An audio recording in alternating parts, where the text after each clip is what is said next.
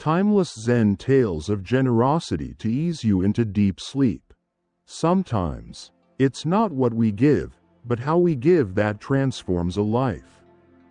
Tonight, you'll hear timeless Zen stories of generosity, stories that don't just soothe the mind, but open the heart. These aren't tales of riches, but of presence, of giving without ego. If you're holding tension, if your thoughts are restless, let these stories guide you, not just into deep sleep, but into a deeper peace within yourself. Stay with me. Let's begin. In tonight's journey, before we begin, a gentle note: this isn't just a video, it's a space. A quiet space where you are allowed to pause, to breathe, to let go. There will be moments of silence woven into this journey, no voice, no words, only soft music and your breath.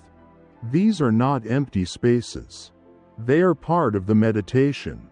Moments for your mind to rest, for your heart to soften. Let them hold you, not rush you. And as we near the end, you'll notice the sound gently fading, easing you into deep sleep.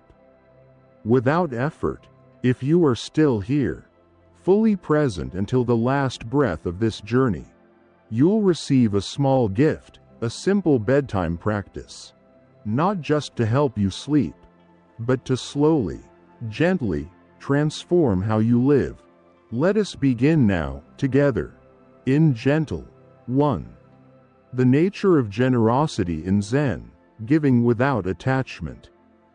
In the stillness of a Zen monastery, a bowl of rice offered to another is never just a bowl of rice.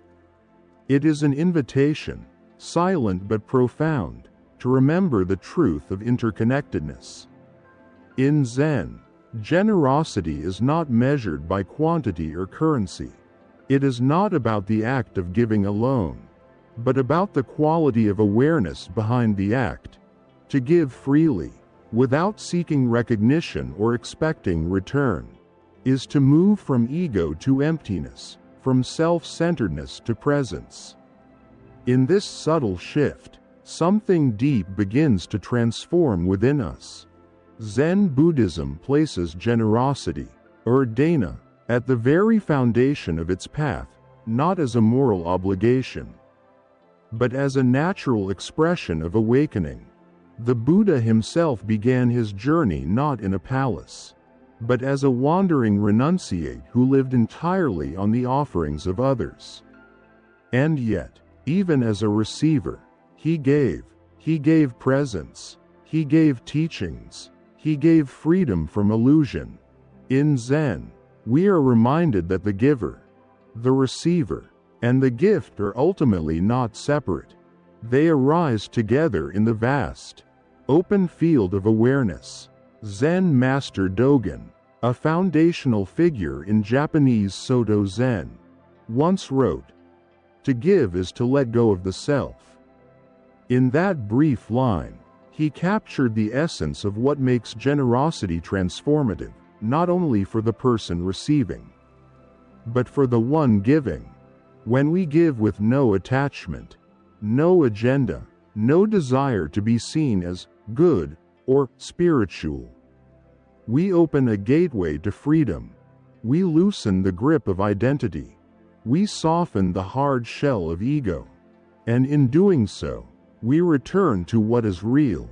Consider the simple act of offering a glass of water to a thirsty traveler. If done from ego, perhaps to feel superior or virtuous, it becomes a transaction. But when done from silence, from presence, from love, it becomes a gesture of sacredness. The gift and the moment become one. And it is precisely in this kind of giving that Zen invites us to dwell, not in performance, but in authenticity. Modern psychology, too, is catching up to this ancient insight. Research in neuroscience and behavioral science shows that altruistic behavior, when freely chosen and internally motivated, leads to increased levels of serotonin, oxytocin, and even immune function. Dr. Stephen Post, a researcher at the Institute for Research on Unlimited Love, found that regular, compassionate giving correlates with lower stress, longer life, and deeper personal meaning. Generosity heals, not just emotionally, but physiologically. But the intention behind the giving matters greatly. Forced or guilt-driven giving can lead to resentment and burnout. True generosity, like Zen, arises from stillness, not striving. And yet, in our modern Western lives, giving can easily become entangled with identity. We often feel pressure to prove our goodness through acts of charity, social sharing, or moral visibility. But Zen quietly removes that mask. It asks, can you give and let go? Can you give without needing to be seen giving?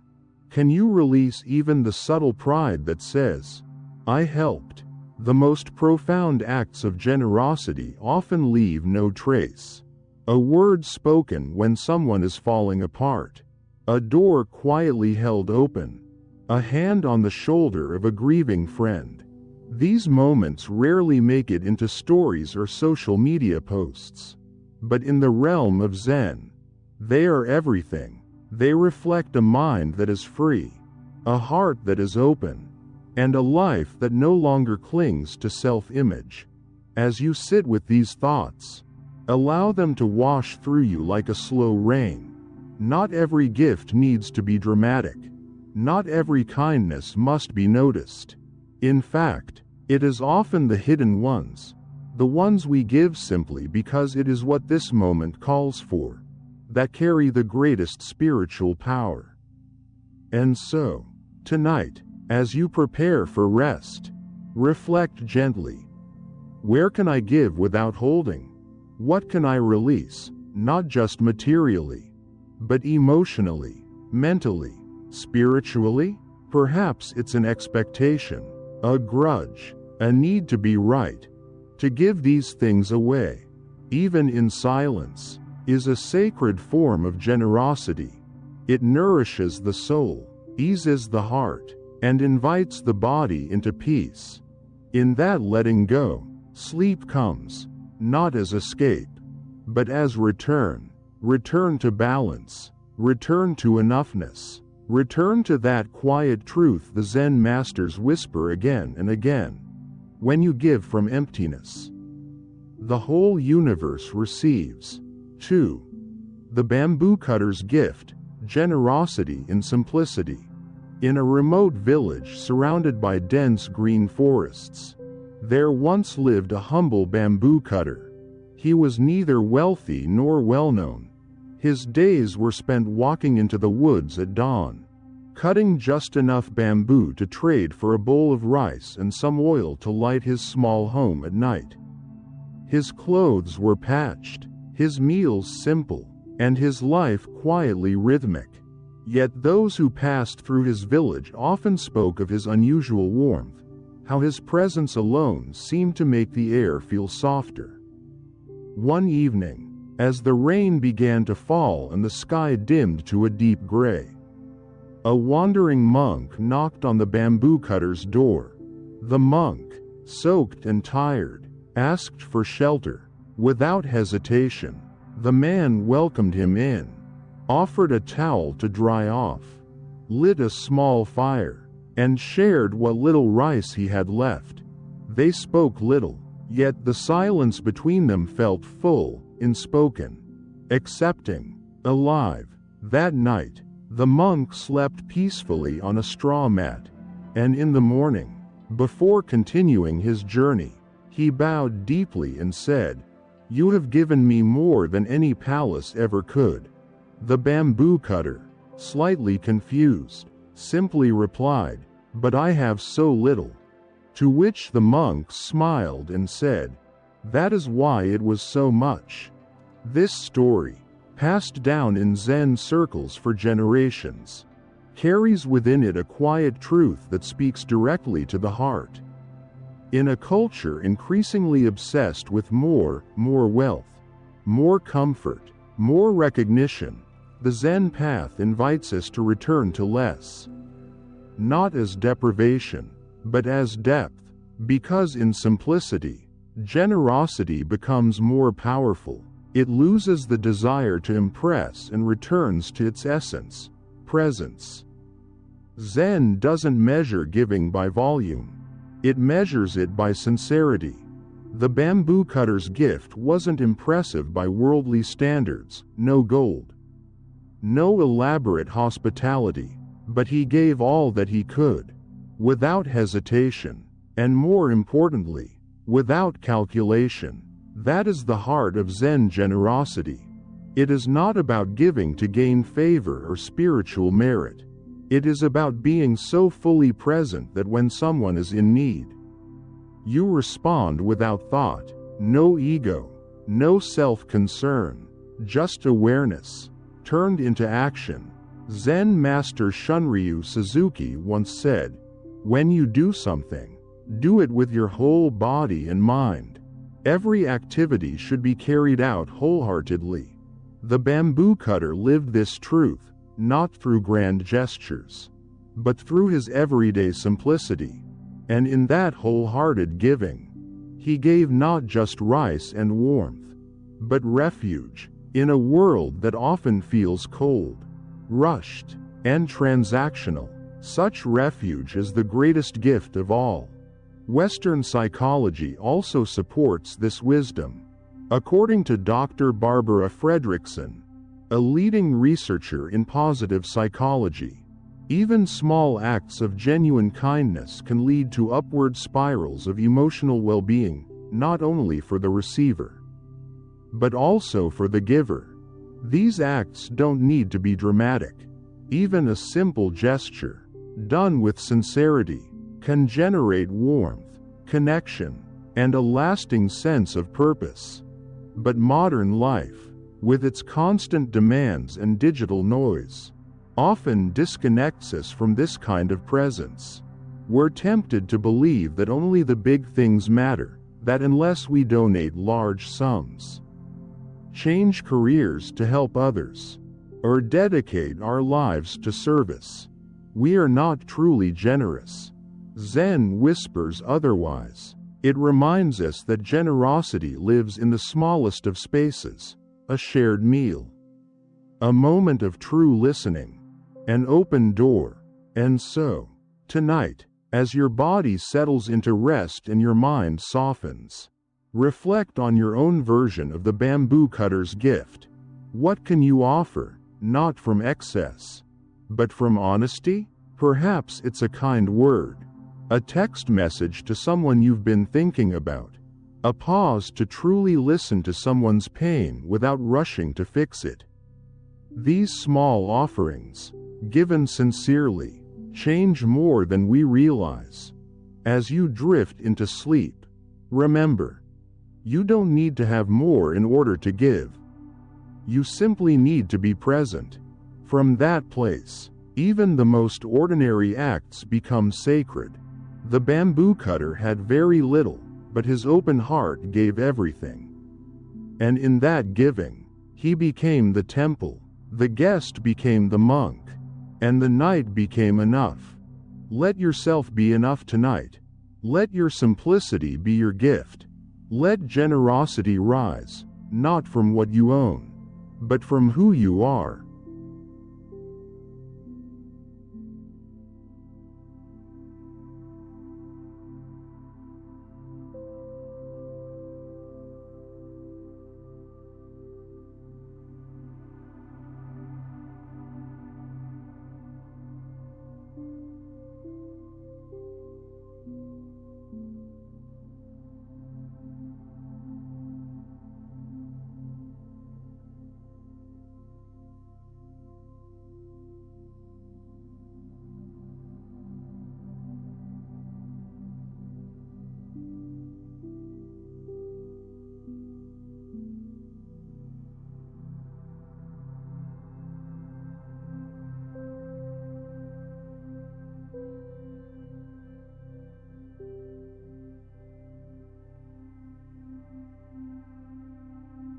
3.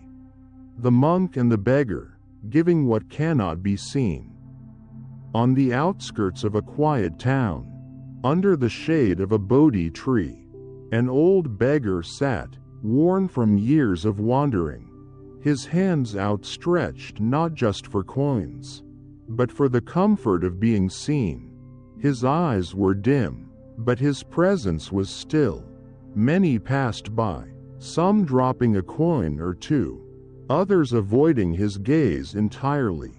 One morning, a Zen monk approached. He did not drop a coin. He sat beside the beggar in silence. For several minutes, neither spoke. Then the monk turned to the man and said, "You must be tired from carrying so much." The beggar blinked, unsure of what he meant. "I carry nothing," he replied, but the monk gently placed his hand on the man's chest and said, "I wasn't talking about your hands." In that moment, something within the beggar softened.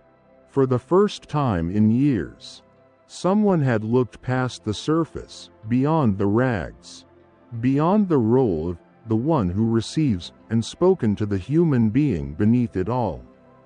He was not given food or money. He was given attention, and in that attention, dignity was returned. This story, simple and soft, carries one of Zen's most powerful truths. The most profound acts of generosity are often those that cannot be touched, weighed, or counted. In Western culture, giving is often defined by what is visible: gifts, donations, time. But in Zen, the deepest gifts live in the unseen: presence, understanding, and the ability to witness someone without needing them to change. In that space of non-judgmental awareness, healing begins. Zen master Sung San once said, "Open mouth already a mistake." This doesn't mean speech is wrong, but it is a gentle reminder that sometimes the greatest offering is silence filled with presence. The monk gave nothing tangible to the beggar, yet what he gave was immense. He offered the kind of presence that doesn't try to fix, save, or elevate, but simply acknowledges.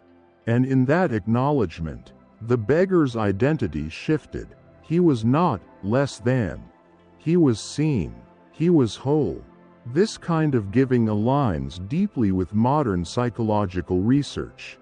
Dr. Carl Rogers, the founder of person-centered therapy, emphasized that the core conditions for transformation are empathy, congruence, and unconditional positive regard. When someone feels deeply heard and fully accepted, even without being helped in the traditional sense, something profound awakens within them. The human soul begins to breathe again. We live in a time where suffering often wears layers of silence. People may not ask for help directly. They may not even appear to need anything. Yet behind the masks, so many are carrying emotional weight, regret, fear, loneliness, self-doubt, and sometimes, what they need is not advice, or solutions, or even reassurance. What they need is someone to simply sit beside them and say, "I see you." Zen teaches us that this kind of seeing is a form of dana, a sacred generosity of spirit. It requires no material resources, only attention. It doesn't arise from moral obligation but from clarity, a deep knowing that behind all the labels and roles, we are made of the same impermanent, precious life. When you offer this type of giving, you dissolve the illusion of giver and receiver. What remains is presence, and that is enough. So as you rest tonight, consider this. Perhaps someone near you is silently asking for the gift of being seen. And perhaps you are, too. You don't have to fix them. You don't even have to say much. Just show up, be fully there, Listen with your whole body, and allow them to exist in your awareness without needing to be more or less than what they are. And what about yourself? Can you offer this same presence inward? Can you sit beside your own fatigue, your own imperfections, and say softly, I see you, you're doing your best, you are enough? That too is generosity. That too is healing. Let this be your gift tonight. Give what cannot be seen, your full presence, your non-judging awareness, your silent compassion. It may be the greatest offering you will ever give, and the deepest peace you will ever receive. 4. Generosity as a doorway to inner peace, letting go to sleep. There is a quiet truth in Zen that most of us overlook. The more we let go, the more we rest, not just physically, but deeply, fully, from the inside out. In a world driven by accumulation and attachment, Zen returns us to a softer wisdom, that giving is not only about offering to others, but about unburdening the self. And when we give freely, without fear, without clinging, we open a door that leads directly to stillness. Stillness is not the absence of life, but its purest presence. Imagine the body as a vessel. Each day we fill it with to-dos, expectations, opinions, memories, subtle fears, even unconscious tensions. And then we lie down at night, wondering why we cannot sleep. But sleep, true sleep, the kind that restores the soul, asks for surrender. It asks us to empty. Zen master Thich Nhat Hanh once wrote, letting go gives us freedom, and freedom is the only condition for happiness. Generosity, in this sense, becomes an active practice of release. It is not only about giving objects or time to others, it's about giving ourselves permission to stop holding on, to loosen our grip on judgment, to release inner resistance, to offer our burdens to the silence of the night and trust that the universe is capable of holding them for us. In one Zen temple, there is a nightly practice known as the bowing of burdens. Before sleep, monks perform a silent bow, not just to honor the Buddha or the Sangha, but to offer up all that they've carried throughout the day. Each bow represents a release of tension, of anger, of pride, of worry. It is their way of saying, I no longer need to hold this. And with each gesture, the body remembers how to soften, how to return. You don't have to be in a temple to practice this. Even now, as you listen, you can begin to scan your own being. Notice what you're still holding, perhaps a conversation that lingered too long, a mistake you replay, or an expectation that feels heavy. Breathe in, gently acknowledge it, breathe out, and let it go, like exhaling a leaf into a stream. That is also giving. That is also dana. Modern science now echoes what Zen has long taught. Studies from institutions such as the University of California, Berkeley, have found that people who practice generosity, whether through giving, forgiveness, or acts of service, report better sleep quality, lower stress levels, and greater emotional resilience. One of the key mechanisms is the lowering of cortisol, the hormone of stress. When we give, especially from a state of presence, the nervous system shifts into parasympathetic mode. Rest, digest, restore. But there's another layer.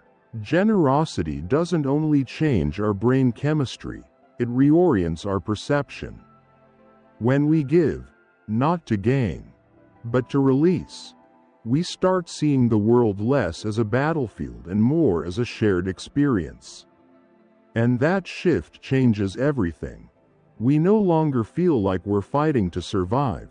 We begin to feel supported, connected, even safe. Tonight, consider this. What would it look like to give back your burdens? Not forever, just for this night. What if you didn't need to solve everything before sleep? What if peace was not something to earn, but something to allow? You can begin with a simple inner gesture. As your eyes close and your breath slows, say softly to yourself, I offer this day to the silence. I give my mind permission to rest. I give my heart permission to soften. I give my body permission to be held. In doing so, you are not abandoning responsibility. You are trusting the rhythm of life. You are remembering that control is an illusion and that peace is your birthright. Sleep is not a luxury, it is an act of faith. Zen teaches that when the hands are open, the heart follows, and when the heart is open, rest is no longer something you chase, it arrives. Like the moonlight, quietly, generously, without needing to be invited. So let your sleep tonight be your act of giving. Give yourself to the pillow, to the breath, to the vast quiet space that welcomes you just as you are. No need to earn rest.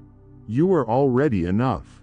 And in this softness, this surrender, may you find the deep peace that generosity always leads us toward. A peace not born from what we have, but from what we've learned to let go. 5. A gentle invitation to live generously. The stories we've journeyed through tonight have not been about heroes, wealth, or grand gestures. They've been about ordinary people, living ordinary lives, who made quiet choices from extraordinary presence. A bamboo cutter offering warmth to a stranger. A monk who gave his full attention instead of a coin. A beggar who received not charity, but dignity. These are not just stories from the past. They're living teachings, gentle lanterns lighting a path toward a deeper way of being. Toward living generously, not only with our possessions, but with our awareness, our time, and our hearts. Zen doesn't ask us to become someone else. It asks us to become deeply, unshakably ourselves. And when we do, generosity flows naturally. It is not something we force, but something we return to, like breath, like silence. Generosity is not just giving outward, it is the inward softening that allows life to pass through us without resistance. It is the open palm, the unguarded heart, the unspoken yes to what the moment asks of us. Zen Master Ryokan, a beloved poet monk of Japan, once wrote after his hut was robbed, "The thief left it behind, the moon at my window. He had nothing left, yet he felt no anger, because he knew the true gift was untouched, the sky, the breath, the stillness of the present moment." This is the essence of Zen generosity, an inner abundance so deep that even loss cannot disturb it. And so, we are invited not to admire these stories from a distance, but to let them live in us, to carry them, not as concepts, but as seeds. And seeds need care, they need practice. In our modern lives, full of tasks, screens, and noise, it can feel almost revolutionary to pause and ask, how can I live more generously today? Not just with money or effort, but with space, with patience, with compassion for ourselves and others. Remember, every act of presence is a gift. Every moment of listening without interrupting. Every time we let someone be exactly who they are without needing them to change, that too is generosity. Even allowing yourself to rest, to not achieve, to not strive, can be an offering to the tired parts of you that have carried too much for too long. So tonight, let your final breath before sleep be an offering, not to a god or a system, but to your own wholeness. Give yourself to stillness. Give yourself to trust. Give yourself to the moonlight at your window, which asks for nothing and gives everything. Your path continues here. If these stories have touched your heart, even in a small way, I invite you to continue walking this path with us. Please subscribe to Buddhism in You to stay connected to nightly reflections, Zen teachings, and soft practices that nurture both your inner peace and your outer life. This is not just a channel, it's a space to return to. A space to remember who you are beneath the noise. And now, if you are still here, at the end of this video, here is your reward, your simple daily practice, the silent gift. Tomorrow, choose one moment, any moment, to offer something invisible but powerful. It could be a deep breath instead of a reaction, a silent prayer for someone who annoys you, 5 seconds of stillness before speaking, or simply not interrupting when you usually would. These small, invisible acts are the true expressions of Zen generosity. They transform your energy. They ripple out far beyond what you can see. And regular practice will help you transform your own life for the better. So rest now, dear listener. You've listened, you've received, and now it's time to let go. The world will still be here tomorrow, but tonight belongs to stillness. See you tomorrow night, here.